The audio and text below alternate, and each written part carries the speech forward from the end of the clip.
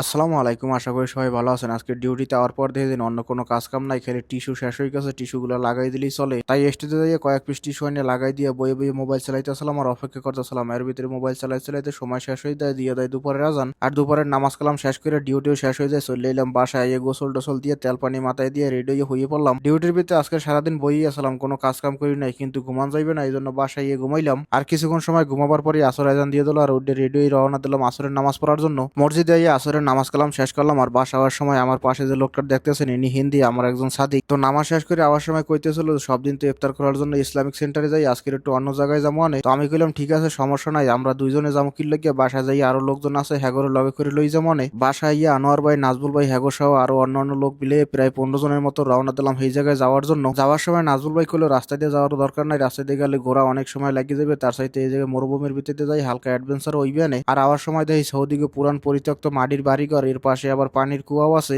অনেক আগে এইসব বাড়ির ভিতরে সৌদিরে থাকতো। এগুলো আমার মনে হয় 1990 অথবা 1980-র দিকের বাড়ি, এর চাইতেও অনেক পুরান হইতে পারে। অনেক জায়গায় তো শুনছি 100 বছরের আগের বাড়িও আছে। যে এলাকাটা দিয়ে যাইতেছি মূলত এই এলাকাটা পুরাটাই এমনি পুরান মাটির বাড়ি। এই বাড়িগুলো অনেক পুরানো, কিন্তু নতুন দেখায় এই জন্য এগুলো সৌদি সরকার ডেকোরেশন করাই রাখছে। পাশে কিছু বাড়ি দেখা যায় যেগুলো ভাঙ্গেও গেছে, কিন্তু অনেকগুলো বাড়ি এবার সৌদি সরকার নতুন করে রেনোভেশন করাই রাখতে আছে। আমাদের দেশের মাটির বাড়ি বেশিরভাগ দেখছি একতলা, কিন্তু এই জায়গার মাটির বাড়ি 2 তলা 3 তলাও